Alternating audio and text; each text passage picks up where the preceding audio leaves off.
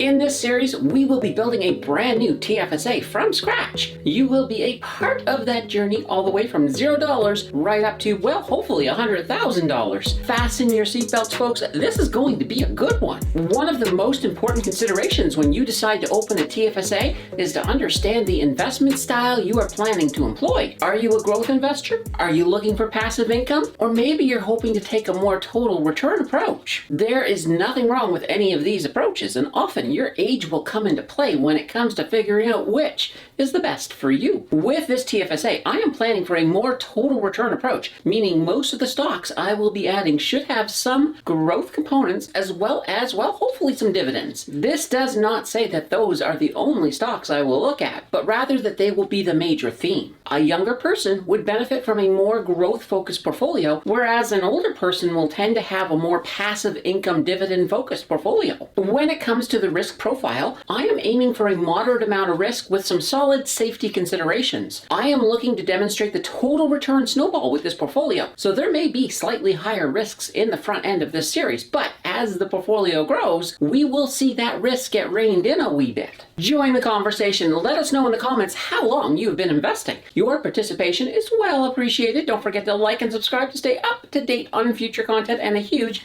thank you for that click. Before we look at that first stock I am buying, let's first look at a few of the rules for this challenge. So, I will be building a TFSA in a national bank direct brokerage. Like Wealthsimple, they are commission-free, and they also have an easy-to-use interface. I will be depositing $400 every month, and thus we will make a monthly update video for this challenge. For the most part, I shouldn't have to make moves between updates, but if I do, and I probably will at some point, they will also be included in the next video. Of course, if you love statistics, we are going to analyze this portfolio a lot. So we can see the growth and try to identify when that snowball begins to roll. Maybe we'll even get to run into Mr. Math. I am absolutely excited about this series, and without any further ado, well, let's just get to the first stock. We will start out with the main page of my new TFSA. It is the Canadian one. With National Bank Direct Brokerage, you also get an American one. However, we will stick with Canadian stocks initially. From here, you will see my balance of $400, and you will see this poor TFSA is lonely. So let's add a stock. For the first stock, I really wanted to look at Brookfield. So I have, well, Brookfield Corporation and Brookfield Asset Management. I think they are both great stocks, but BAM has more premium assets. And I do believe long-term, we will see a better total return with BAM. They have a good quarterly dividend with a yield of 3.89%, and I am expecting some really half-decent growth on them as well. So I decided to go with 2 shares of BAM initially. That will cost me $45 per share, as you usually end up paying the ask price. I could use a limit buy, but for now, let's just go with the market value. You will notice we actually got them for a little bit cheaper at $44.96. In this type of challenge, every penny counts.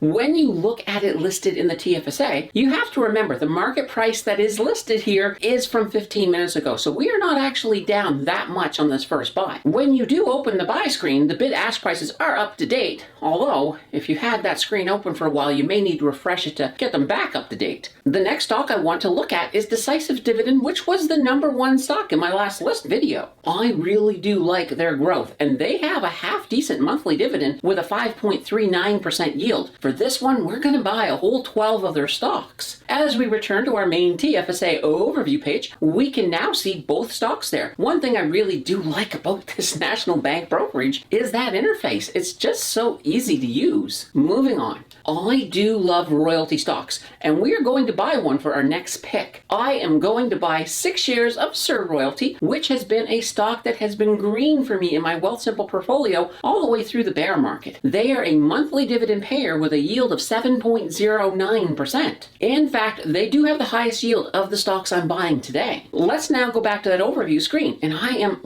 really liking how this is starting to look. Let's buy another stock. For the next pick, I want something a little bit more blue chip with some growth potential and a good yield. So I am going to buy 1 share of Scotiabank. Of the big 6, when we see a recovery in the banking sector, this is one that has a lot of ground to make up, and with a 6.42% yield, that's almost unheard of in a bank. So this is going to be a good one long term. Finally, I am going to scoop up 6 shares of HMM.A. I am really loving Hammond, and And this is another of the gems from my last list video. Don't worry, I'll link that at the end of this video. They only have a semi-annual dividend with a pretty small 0.98% yield. However, Hammond has so much potential for some very serious growth, and that is why they are here. So here we have it, 5 different stocks to begin with, and look at that, Scotiabank is the first in the green. Holy banana bread. I have also created a custom watch list for this challenge over on TMX Money. You do have to register to make one, but it's 100% free. What I like about this watch list is that it allows you to keep track of your investments, so you can enter in when you buy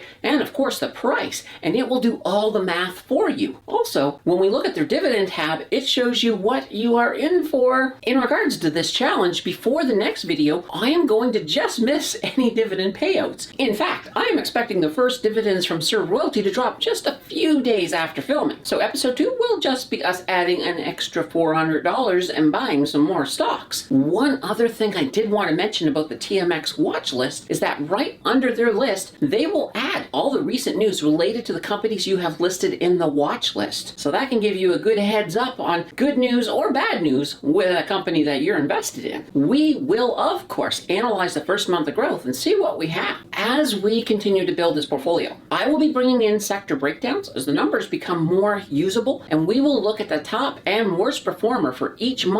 I will probably bring in even more stats requested by, of course, the community. I also want to say, these are my picks, and I will make a bad pick from time to time, which is why it's important to not just blindly copy what I am doing. Be sure to do your own due diligence, as it is your hard-earned money that you're plopping on the table. Keep the learning going. Watch my video on big return little stocks linked on the left, or test YouTube's recommendation skills by checking out the video on the right. Your choice will decide the winner, and I will see you in the next video.